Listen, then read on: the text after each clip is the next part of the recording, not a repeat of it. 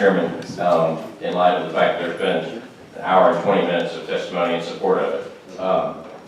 Thank you. Excuse me, we have to be out here by 12. Yes, sir. With the committee, and that's, you know, I'm not trying to cut you short. I understand. I'll be as brief as I can.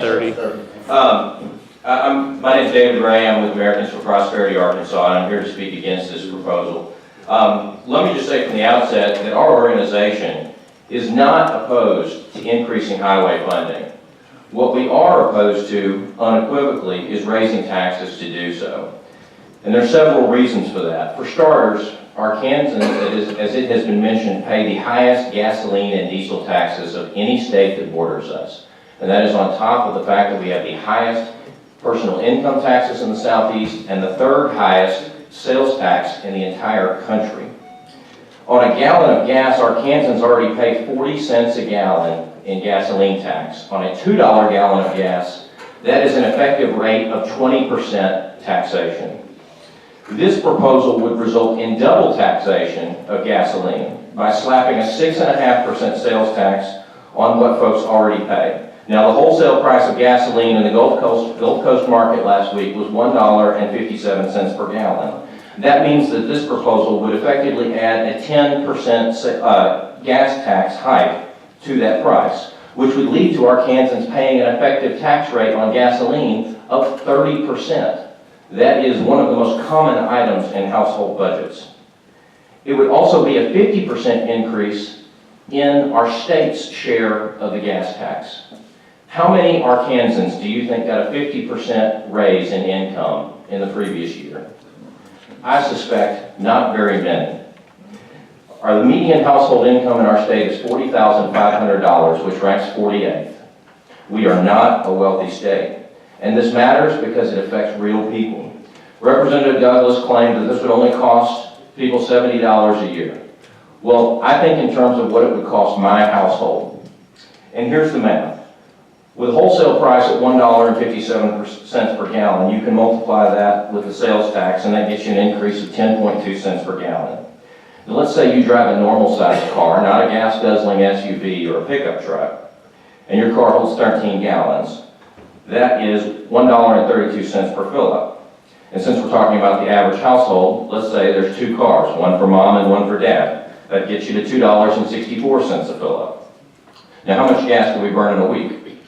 I know me and my family, we go through about a tank and a half in each car. So multiply that by 1.5 and you get to $3.96 a gallon. Now there's 52 weeks in a year, so add that on and that gets you to $206 extra per year. Something that's worth pointing out is that earlier in this session, the legislature passed, with our support, a $50 million tax cut aimed at low-income Arkansans.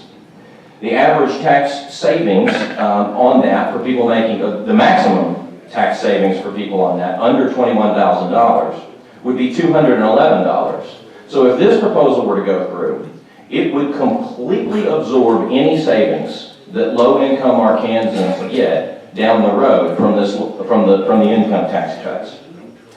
So moving forward, because I know we're pinched for time, just turning back the clock 5 years ago, the sales tax was raised by ½ cent in order to improve funding for highways. And at the time, the Highway Department claimed on their website that that would lead to, quote, give us some of the best roads in the nation. Just halfway through the life of that tax increase, we are already back with them asking for more. And just last year, in a special session on highway funding, the governor put forward a plan that he said would be good for 5 years to dedicate $750 million over 10 years to the highways. And yet, less than a year later, we're back asking to do this again. Now, I want to touch just briefly on the polling that was presented. Americans for Prosperity, we have conducted survey research as well. And the numbers are actually not all that dissimilar to what Mr. Douglas from the Good Roads Foundation put forward. In our polling, 64% of Arkansans oppose an increase in the gas tax. Now, those numbers include 75% of Republicans, 62% of Democrats, and 62% of independents and 53% of Democrats. Those numbers cut across all boundaries. It includes 64% of white voters, 62% of black voters, 57% of young voters, and 60% of seniors.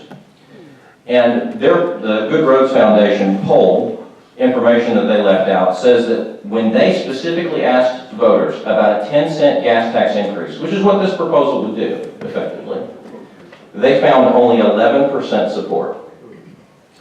Now, it was mentioned, the last point I'll make is this, and then I'll take any questions that anyone has. Choosing between good roads and low taxes is a false choice. Arkansans can have both, and there are plenty of reform measures that should be pursued before raising taxes. General revenue was mentioned as one option. That is not a radical idea. 34 states already do that, but for some seemingly magical reason, we can't do that in Arkansas. Well, according to the Good Roads Foundation poll, 63% of voters favored using general revenue, and only 17% are against. So they are asking you to adopt their proposal, which they say polled 48-40, and just ignore the option that they also polled, that polled 63-17.